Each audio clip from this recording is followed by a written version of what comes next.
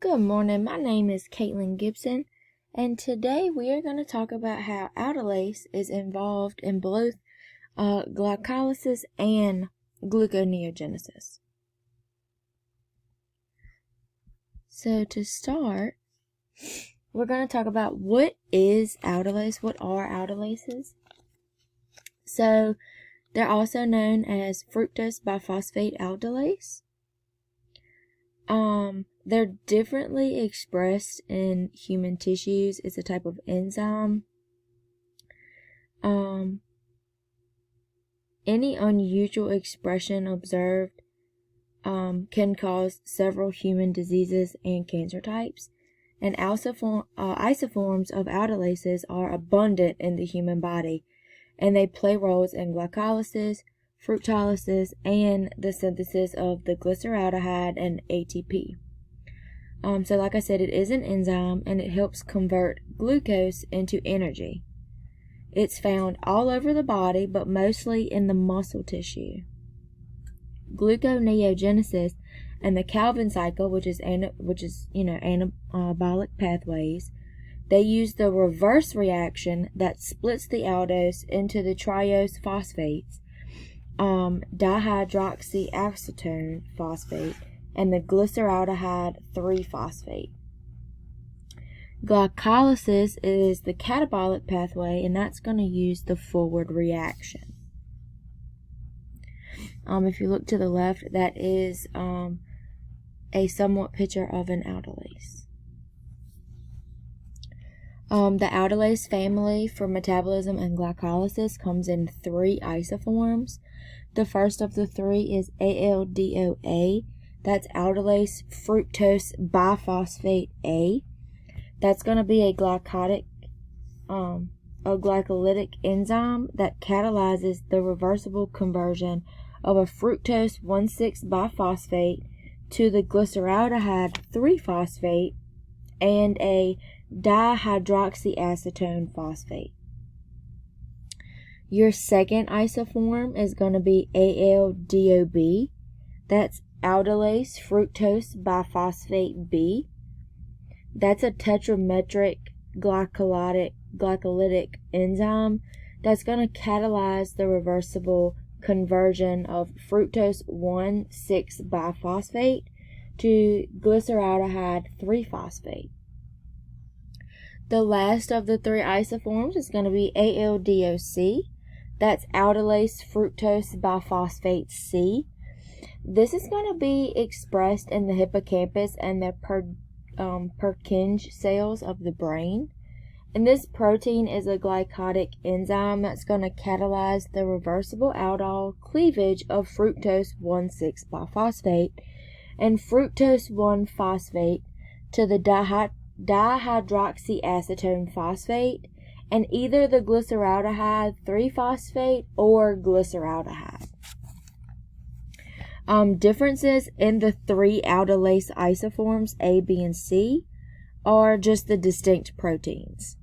So actually in adult liver, kidney, and intestine, aldolase A expression is repressed and aldolase B is produced, and in the brain and other nervous tissue, aldolase A and C are expressed equally, causing a high degree of homology between aldolase A and aldolase C. So that's pretty interesting. Next, we're going to talk about glycolysis. So almost all of the energy for living things comes from bonds in glucose, a type of sugar. This is the first step in breaking down glucose and getting energy for cellular metabolism. Glycolysis is important for metabolism in almost all living organisms, and no direct use of oxygen, which makes it an anaerobic process, occurring in the cytoplasm of prokaryotic and eukaryotic cells. These can enter the heterotrophic cells by either secondary active transport, that's going to carry the glucose across the concentration gradient, or by using GLUT integral proteins, also known as glucose transporter proteins, and that's going to help with the facilitated diffusion of glucose. So if you look to the right here, you can see this is the molecule of glucose. We do have it is a type of 5-carbon sugar. There are several other 5-carbon sugars, but we know for this we specifically use glucose. Next, we're going to talk about the steps of glycolysis. So in the first step, the catalyst hexokinase is an enzyme for the phosphorylation of 6-carbon sugars. It phosphorylates glucose with ATP, being the source of phosphate, making glucose 6-phosphate, which is a more reactive form of glucose, and it prevents the phosphorylated glucose molecule from being able to continue to interact with the GLUT proteins, and that inhibits it from leaving the cell. And this is because the negatively charged phosphate is not letting it cross the plasma membrane and that plasma membrane has a hydrophobic interior. The second step of glycolysis is when isomerase changes the glucose 6-phosphate into an isomer fructose 6-phosphate, and this isomer has a phosphate attached at the 6-carbon ring. The isomerase is an enzyme to catalyze the change of the molecule into one of its isomers, and the change from phosphoglucose to phosphofructose allows the sugar to be split into 2 3-carbon molecules later on in this cycle.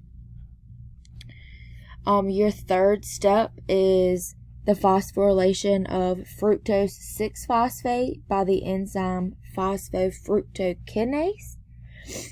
The second ATP molecule gives a high energy phosphate to the fructose 6-phosphate, making fructose 1,6-biphosphate. The phosphofructokinase is a rate-limiting enzyme, and it's active when the ADP concentration is high, and then it's going to be less active when the ADP levels are low and the ATP concentration is high. So plenty of ATP in the system slows it down, and it's a type of end product inhibition, since the ATP is the end product of the glucose catabolism. Step 4 is the important one, where our aldolase comes into play. Comes into play. So your high energy phosphate destabilizes the fructose 1,6-biphosphate, and that's also an enzyme. And your aldolase cleaves fructose 1,6-biphosphate into 3 carbon isomers: dihydroxyacetone, phosphate, and glyceraldehyde 3-phosphate. Okay, and we'll talk more about this step coming up. Your fifth step is when your isomerase changes the dihydroxyacetone phosphate into the isomer glyceraldehyde 3-phosphate.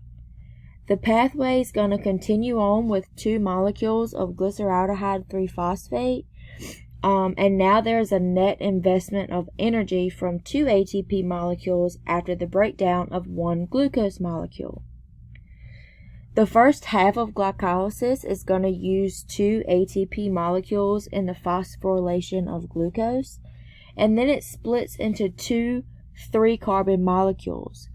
So far, the cell has used 2 ATP molecules and made 2 small 3-carbon sugar molecules, and both of these molecules will continue to the second half of the pathway. And enough energy will be extracted to replenish the 2 ATP molecules that we used initially, and then we're going to make the cell another 2 ATP molecules and 2 even higher energy NADH molecules.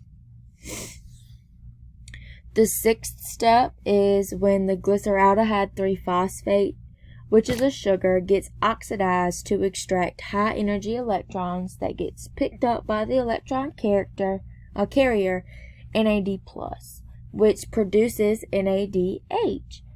The sugar gets phosphorylated by adding a second phosphate group to make 1,3-biphosphoglycerate. this second phosphate group doesn't need an ATP molecule. So at this point, the second half of glycolysis has phosphorylation without ATP use, and it's going to make 2 NADH and 4 ATP per glucose molecule. So in order to make the reaction continue, there's going to need to be readily available NAD+, which is the oxidized form of the electron carrier. So NADH needs to be oxidized continuously into NAD+ to keep going. And if there's not enough NAD+, the second half of glycolysis is going to slow down or stop. But if the oxygen does become available, the NADH will be oxidized readily, and the high energy electrons from the released hydrogens will make ATP without oxygen in the environment. And fermentation can oxidize the NADH into NAD+. Step 7 is going to be when phosphoglycerate kinase catalyzes, is the catalyst for this step, and that's where 1,3-biphosphoglycerate is going to give a high energy phosphate to ADP to create 1 ATP molecule. And this is an example of a substrate level phosphorylation.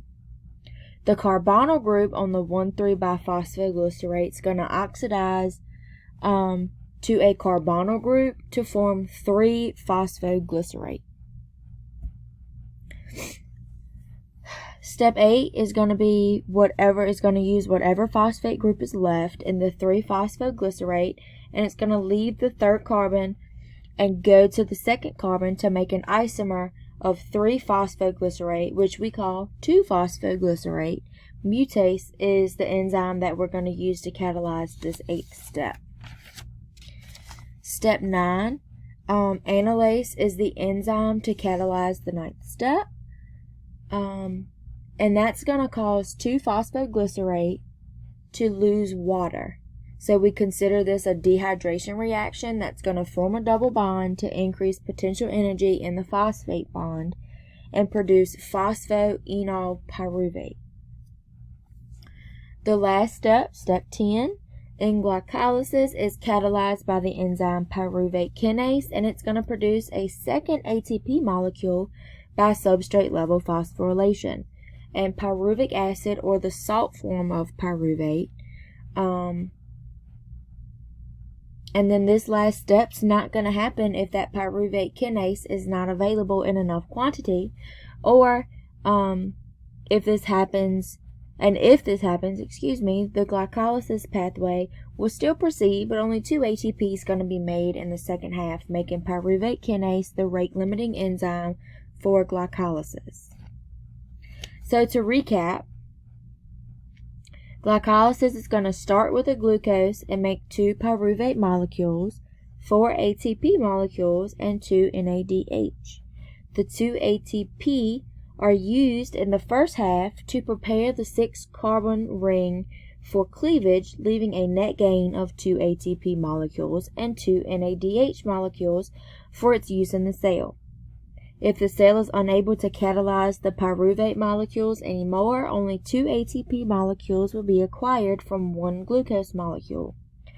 Red blood cells of mammals, mature mammals, do not have mitochondria, which means they cannot do aerobic respiration. And remember, aerobic respiration is the process where organisms convert energy when oxygen is present. And so if they can't do this aerobic respiration, then glycolysis is your only source of ATP. So if glycolysis gets interrupted, the cells will lose the ability to maintain the sodium-potassium pumps, and it'll eventually cause the cell to die. Looking here at this figure, it's going to walk you through the steps that we've just talked about. So like we said, your first step, you have your hexokinase. It's going to have our different enzymes at the top that's going to help us catalyze our reactions. You see when the ADP turns to ATP. So this is a very interesting image to help you kind of see the pathway of glycolysis a little easier. Okay, now we're going to talk about glycolysis and aldolase. The catalytic process of the class 1 aldolases use a Schiff base intermediate to cleave fructose 1,6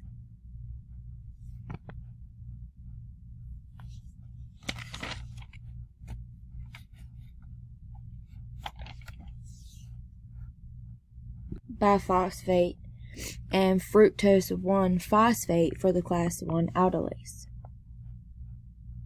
While your class 2 aldolases are going to require zinc and at the active site.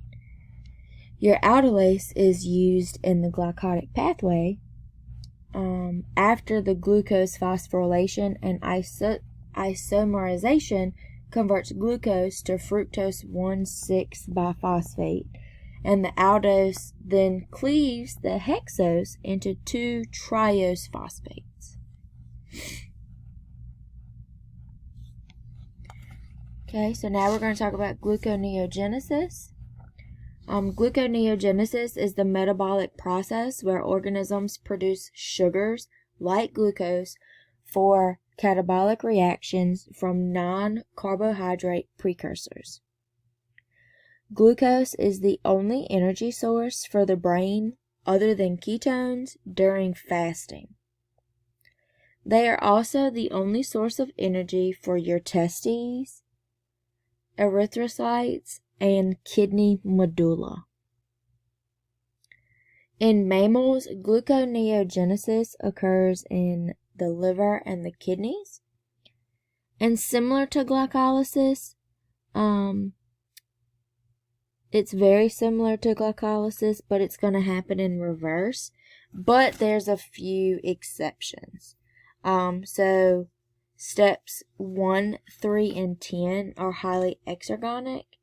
And because it's a reverse reaction, the energy usually released is now required to be used. So now new enzymes are used to replace those usually used in glycolysis.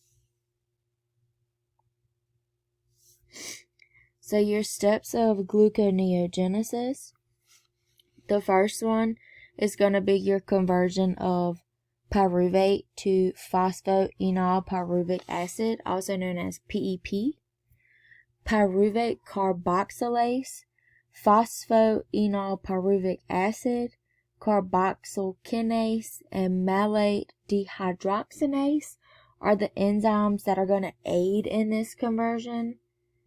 The pyruvate carboxylase is in the mitochondria and turns your pyruvate into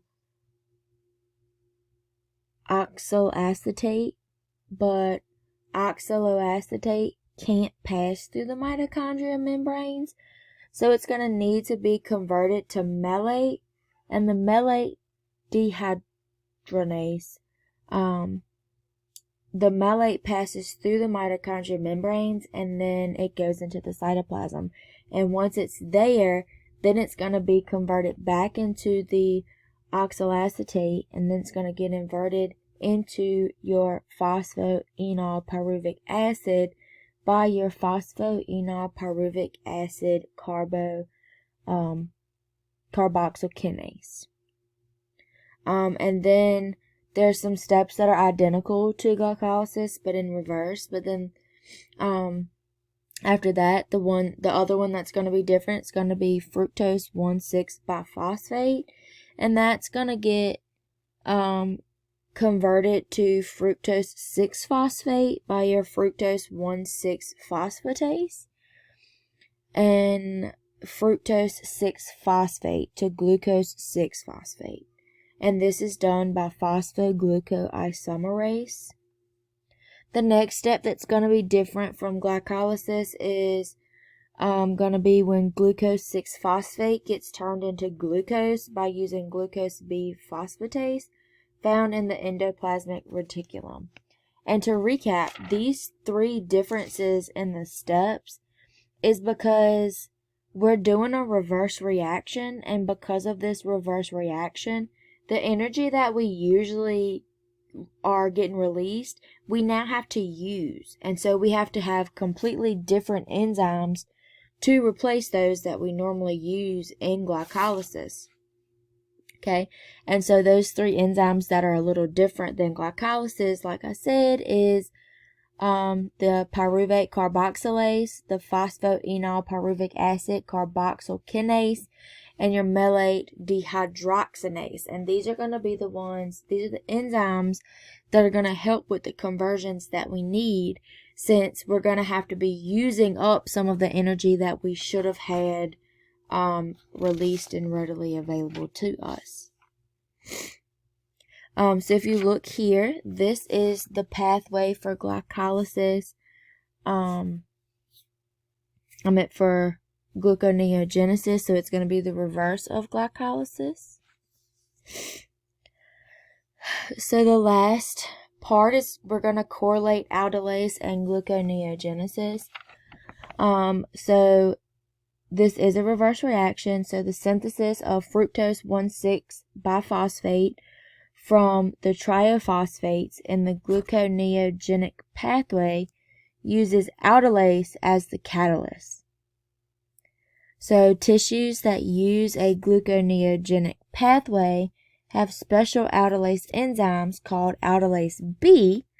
And if you remember from the beginning, your aldolase B is your aldolase fructose biphosphate B, and that's going to be that tetrametric glycolytic enzyme to catalyze the reversible conversion of fructose 1,6 biphosphate to glyceraldehyde 3-phosphate.